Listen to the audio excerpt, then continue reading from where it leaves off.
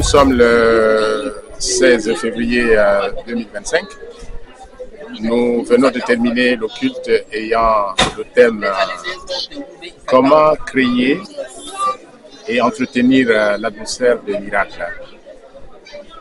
Nous sommes des chrétiens et nous parlons des miracles parce que notre Dieu est un Dieu de miracles. Nous, en tant qu'hommes charnels, nous ne pouvons rien faire qui soit un plaisir pour notre Dieu. C'est pourquoi il a envoyé Jésus-Christ, son Fils, nous montrer la voie.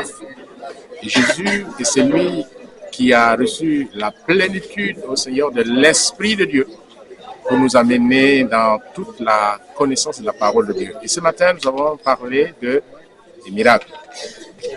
Et créer l'atmosphère du miracle, c'est une part d'un homme qui, dans sa relation avec Jésus, il sort du naturel pour le surnaturel. Le miracle, ce n'est pas l'homme qui croit qui fait des miracles, mais le miracle justifie que la foi de celui ou de celle qui croit en Dieu témoigne que le ou la personne qui marche avec Dieu est une personne de foi. Ce matin, nous avons énuméré les points qui sont les clés qui créent l'atmosphère de miracle. Entre autres, nous avons parlé de la louange et la prière en nous appuyant sur la Bible qui nous parle de Paul et Silas étant en prison, qui étaient dans des conditions déplorables selon la vision de l'homme. Mais ils ont honoré Dieu en priant vers minuit, alors ils ont loué Dieu. Alors les fondements des lieux où ils étaient en prison se sont ébranlés, les chaînes de tous les prisonniers étaient rompues, et c'est ainsi que le miracle s'est réalisé. Et par ce miracle, le geôlier, qui n'est autre que celui qui veillait que les gardes, que les prisonniers, autant pour moi, ne puissent s'évader. Alors il a vu la puissance de Dieu se manifester. Lui, disant que ces prisonniers sont sortis, mais Paul n'étant pas sorti, il était en prison, dans les ténèbres. Alors le geôlier a amené une lumière, il les a vus, ils étaient là. Mais lui, avant que Paul ne lui dise qu'ils sont là, alors il voulait se donner la mort. Parce que l'évasion des prisonniers était sa responsabilité. Nous avons vu qu'il y a eu des miracles. Alors, dans ce texte, nous avons vu que la prière et la louange constituent des éléments qui favorisent l'atmosphère du miracle.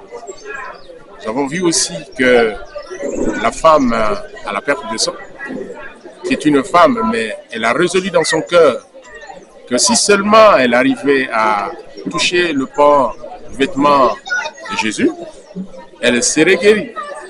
Alors, elle est venue, elle a touché le pan de ce vêtement, elle est guérie. Voyons que l'attente d'un miracle, quand nous nous approchons de Jésus, est une chose qui est possible. Le miracle se manifeste. Et nous avons vu aussi que le témoignage est aussi un autre moyen que Dieu utilise puissamment pour manifester des miracles. Parce que l'environnement de témoignage dans une église favorise la manifestation ou la démonstration de la puissance de Dieu et des miracles. Ce sont ces choses que nous avons vues et davantage nous invitons ceux qui viennent au culte de ne pas venir sans avoir à cœur quelque chose à recevoir du Seigneur. Comme cette femme à la perte de sang, il faut avoir un besoin dans le cœur. Parce que Jésus est celui qui a toujours les bras tendus pour nous donner le repos. Ce culte d'aujourd'hui est un culte puissant. Parce qu'à la fin, nous avons prié pour ceux qui hésitaient dans leur ministère à se lever, comme Ils les ont reçus et à exercer leur ministère. Nous avons prié pour eux, pour ceux qui ont les dons de guérison, qui n'avaient pas le courage de se lever et de prier pour les autres. Nous avons prié pour eux. Aujourd'hui, nous sommes arrivés à la fin du culte, mais nous invitons, tous les dimanches, nous sommes à l'église locale à Lenakiri, située non loin de la pompe à Lenakiri. Nous sommes à l'église de l'Alliance chrétienne et missionnaire du Gabon. Nous invitons des hommes, des femmes ayant des besoins spirituels de venir. C'est quand on est en contact avec la parole de Dieu que quelque chose de merveilleux, n'est-ce pas, se dégage et se manifeste. Notre prière, c'est que tous soient sauvés, selon que la parole de Dieu nous déclare que la volonté de Dieu, c'est que tous soient sauvés et parviennent à la connaissance de la vérité. C'est le message que nous tenons. Nous sommes une église vivante qui croyons en ce Seigneur qui est celui qui donne la vie. Nous vous invitons d'être là massivement. Chaque fois que nous nous rassemblons, il y a quelque chose de puissant que le Seigneur manifeste, comme ce matin. Tel est notre message.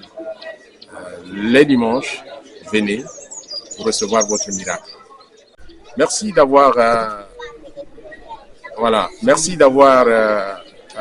passé votre temps à écouter, n'est-ce pas, ce message.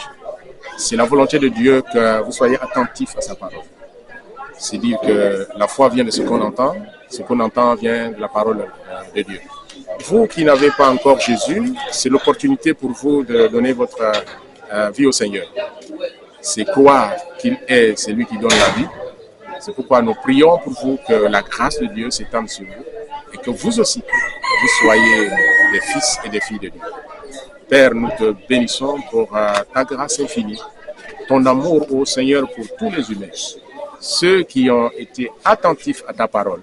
Seigneur, qu'ils reçoivent la grâce qui vient de toi et le salut au Seigneur qui accompagne cette grâce afin qu'eux aussi soient appelés fils et filles de Dieu et qu'ils soient des témoins vivants de ce que ta parole les a arrachés des ténèbres à la lumière. Telle est ta volonté et nous croyons que nous sommes exaucés. Béni soit le Seigneur qui vous accorde pleinement ses grâces au nom de Jésus. Amen. Amen.